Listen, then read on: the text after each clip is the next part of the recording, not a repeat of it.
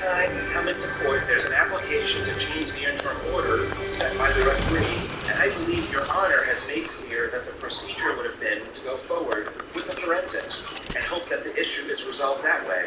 I would submit that there's no reason to make that change.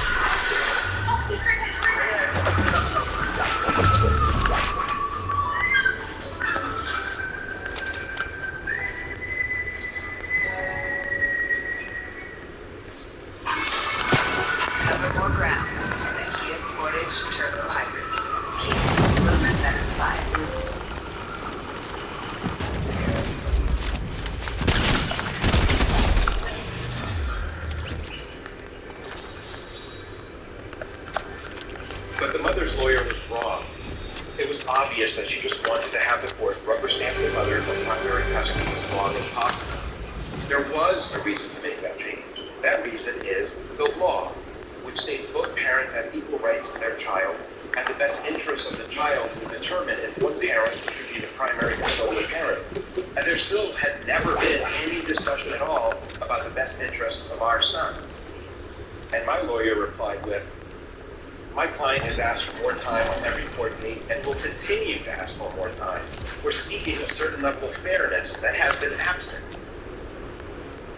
And the judge quickly replied, "Pardon me, fairness has been absent? Let me just stop for 1 second. This court has heard the respective parties' positions, and the child isn't an object to be split down the middle. Obviously, there has to be some give and take with respect to the child's best interest and parenting time. I don't understand the statement that there has been lacking fairness in this process. From what I have observed with respect to how I see the parties, I would disagree with that statement. I'm not going to change the arrangement of parenting time simply based upon counsel's oral application. I'll have a full hearing with respect to all of the issues and make determinations after I review the credibility of the parties and any other witnesses that might be presented.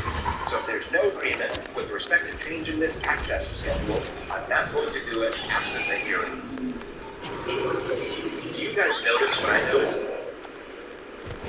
First, we challenged the judge's fairness. She got angry and yelled at my lawyer, but the judge still avoided any mention about how it was in the best interest of the child to primarily live with a violent, knife-wielding, suicidal, borderline mother. The judge still ran away like a coward from that topic. Second, there's obviously a lack of fairness when both parents have equal rights, but the judge is rubber stamping the mother without any fact-finding, no legitimate reason. If the judge doesn't understand that's unfair, then the judge is a moron. When the judge talks about what she observed and how she sends her case, that doesn't mean anything. She never said what that was. She was hiding from stating what she thought reality was, because then it would be attacked for false beliefs. So she kept her story vague. Fourth, when she referred to splitting her child down the middle, she was referring to the King Solomon Bible story about cutting a baby in half. But we weren't talking about cutting our child in half, we were talking about equal parenting time. And even if you can't cut a baby in half, that doesn't mean the mother gets primary custody. So that entire reference was idiotic. And when she talked about give and take, she was trying to give the illusion that she was balancing the rights of all parties. But obviously she wasn't. Both the father was and the mother was the court's orders. This tirade by the judge showed me that she was a total moron. I designed my 28 hours of testimony knowing that I was a mentally handicapped judge who had no idea how to make decisions in the best interest of the child. So let's mark another 4th instance of the judge acting in the best interest of the mother and of the judge. let's mark 4 more instances of the judge's incompetence. Point 19. Look for patterns in the judge's other cases.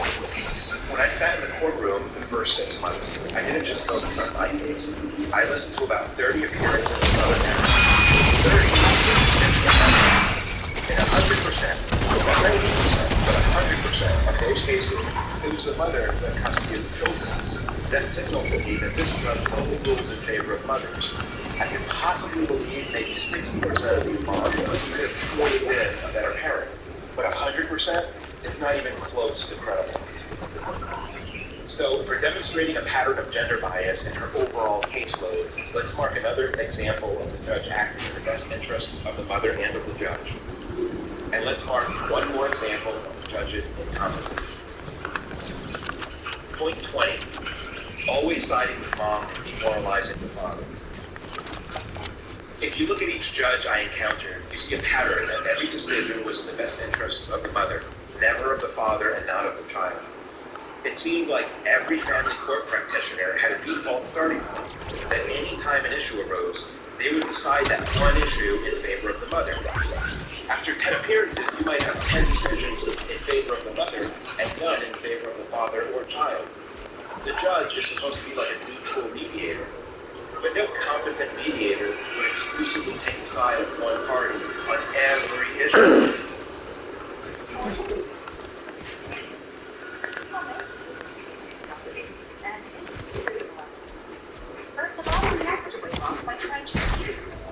Making way back to a constant tug of war. This thing, it's like we're getting iced out again. What do you mean? These strengths are mind-blowing. They collect hundreds of data points like HRV and REM sleep, so you know all you need for recovery. You are? I'm an investor. Invesco QQQ, a fund that gives me access to NASDAQ 100 innovations like wearable training optimization tech. I'm done. Become an agent of innovation with Invesco QQQ. If you're a father and you see this pattern, you learn the court is always going to rule in favor of the mother. It demoralizes you. It makes you quit the fight and settle for being a non-custodial parent, because there's no point in fighting against this bias. And if you settle out of court, then it's your decision to give the mother primary custody, and not technically the judge's decision. But the judge is the one who created the oppressive circumstances to lead to this bad settlement. So if we're moving in favor of the mother every time, so the father gets demoralized and quits, let's mark another example of the judge acting in the best interests of the mother and of the judge. And let's mark one more example of the judge's incompetence. Point 21. How judges conduct proceedings, talking to lawyers only. The judge has to decide which parent is better suited to meet the needs of the child, or if they can be equal co-parents. But when lawyers are involved, the judge addresses the lawyers, and the parents rarely speak. This is an inferior and incompetent process. The judge is deciding if the parents are fit, not the lawyer. Why wouldn't the judge focus on speaking to the parents? You can have a lawyer who's a good public speaker covering up the parents' craziness. My son's mother only began to speak in court after a year and a half when she was testifying.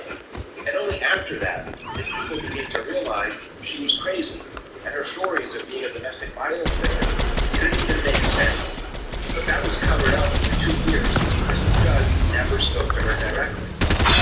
So, having a process that ignores the character and personality of both parents for so long, let's mark one more instance of the judge's incompetence. Point 22. Compare to professionals, child psychologist and mediator. When the mother and I tried to mediate, the mediator was a child psychologist, a man in his 50s with extensive experience in child development. This man didn't know us and didn't have any proof of the domestic violence or mental health issues alleged by each parent. So he was uninformed about the reality of what happened in our home. He was just like the judge in that regard. But during mediation, he told us that a child between the ages of 0 to 4 years old, like our son, should not go more than 3 or 4 days without seeing the other parent. He said doing so would negatively impact the child's development. However, what did our judge decide? She decided the child should be with the mother for 5 days and 2 days with the father, and 5 days again with the mother for 3 years, which directly contradicts the analysis of this child psychologist. Was this judge acting in the best interest of the child's development? No. Let's look at another example of the judge acting in the best interests of the mother and of the judge. And let's mark one more example of the judge's incompetence. Point 23, the final custody rule. It could be said that because the judge made a final custody decision in the best interests of the child and awarded you custody, that this is a more favorable judge acting in the best interest of the child and incompetent. However, I won't credit the judge for all. Why? Because for 3 years, the judge constantly ruled against me and rubber stamped the mother. I got to this point because I outmaneuvered the judge using appellate law and 28 hours of testimony designed to undermine the bigoted stereotypes of the judge. Therefore, she gets no credit. Based on these 23 points, the court acted in the best interests of the mother 40 times and the best interests of the judge 40 times. And we can see the court demonstrated incompetence or gender bias 40 times. Obviously, the divorce and family court system is broken if you have to work around these dysfunctions to save your children from the court's incompetence and gender bias. These might be the darkest days of your life. They were for me. I'm making these educational videos to help you navigate this nightmare. If you subscribe, you can get updates when I post more videos. Thank you for liking, subscribing, and sharing with your friends who are in a similar situation. If you like, subscribe, and share, it will also help the YouTube algorithm get this message out to more fathers in our position. Also, if you find this information helpful, please support this channel so I can make more videos. Donate via my YouTube channel's About page using PayPal or Venmo.